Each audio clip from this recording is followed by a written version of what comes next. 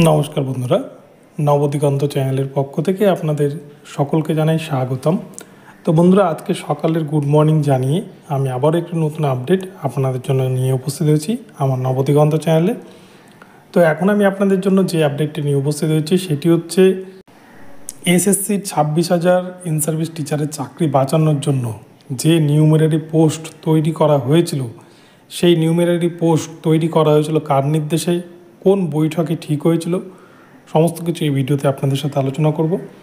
এবং তার সাথে সাথে দুর্নীতিকে আড়াল করার একটা অপচেষ্টা কিন্তু মন্ত্রিসভায় হয়েছিল, এবং এই প্রসঙ্গে বিরোধী দলনেতা শুভেন্দু অধিকারী তিনি কী মন্তব্য করেছেন সেটাও কিন্তু আপনাদের জানাবো। তো আপনারা সম্পূর্ণ ভিডিওটি দেখুন, এই ভিডিওটি আপনাদের জন্য ভীষণ হেল্পফুল হতে চলেছে।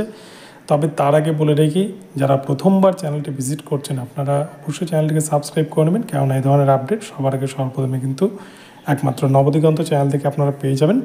তো চলুন তাহলে আমরা দেখে নিই যে কী আপডেট এই মুহূর্তে উঠে আসছে নিউমেরারি পোস্ট নিয়ে।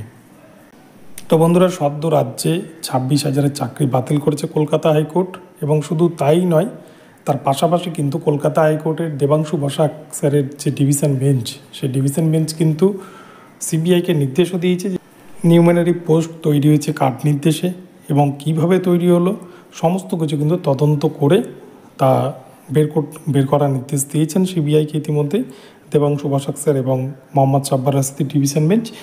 এবং যে মামলা বর্তমানে সুপ্রিম কোর্টে বিচারাধীন অবস্থায় রয়েছে, সুপ্রিম কোর্টও কিন্তু এই তদন্ত প্রক্রিয়া চালানোর নির্দেশ দিয়েছেন সিবিআইকে।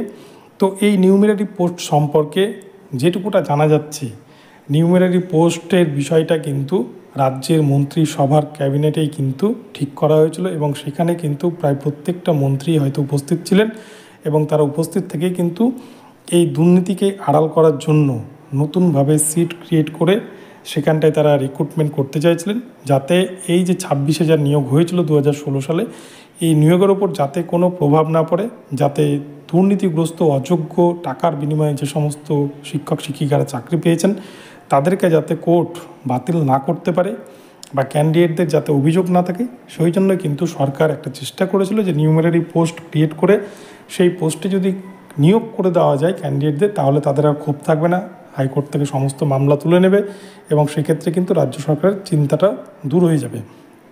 এবং যে কারণে কিন্তু বৈঠকে, মন্ত্রিসভার বৈঠকে এই নিউমেরারি পোস্ট তৈরি করা বিষয়ে সিদ্ধান্ত নেওয়া হয়, এবং সেখানে 9, 10, 11, 12 গ্রুপ সি গ্রুপ ডি সমস্ত ক্ষেত্রে কিন্তু বেশ কিছু নিউমেরারি পোস্ট তৈরি করে সেগুলোতে নিয়োগ করার সিদ্ধান্ত নেয় রাজ্য সরকার, এমনটাই তথ্য উঠে আসছে।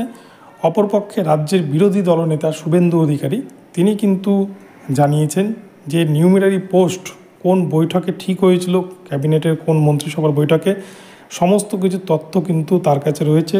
সেই কপি, অর্থাৎ নিউমেরারি পোস্ট নিয়ে যে বৈঠক হয়েছিল সেই বৈঠকের কপি শুভেন্দু অধিকারীর কাছে নাকি আছে, সেই কপি তিনি সিবিআই দপ্তরে পাঠাবেন বলে কিন্তু জানিয়েছেন জনসমক্ষে। তো এই যে বিষয়, এই যে নিউমেরারি পোস্ট, এই নিউমেরারি পোস্টের কিন্তু বিষয় থেকে যেটুকুটা পরিষ্কার বোঝা যাচ্ছে যে রাজ্যের মন্ত্রিসভা জানতো যে স্কুল সার্ভিস কমিশনের এই পুরো যে 26,000 নিয়োগ হয়েছিল গ্রুপ সি গ্রুপ ডি 9, 10, 11, 12 এই সমস্ত শিক্ষক এবং নন টিচিং স্টাফ নিয়োগের ক্ষেত্রে কিন্তু বিপুল পরিমাণ দুর্নীতি, টাকার খেলা হয়েছে, এবং তা সত্ত্বেও সমস্ত দুর্নীতিকে আড়াল করার জন্যই কিন্তু রাজ্য সরকারের মন্ত্রিসভা নিউমেরারি পোস্ট তৈরির জন্য অনুমোদন দেয় স্কুল সার্ভিস কমিশনকে।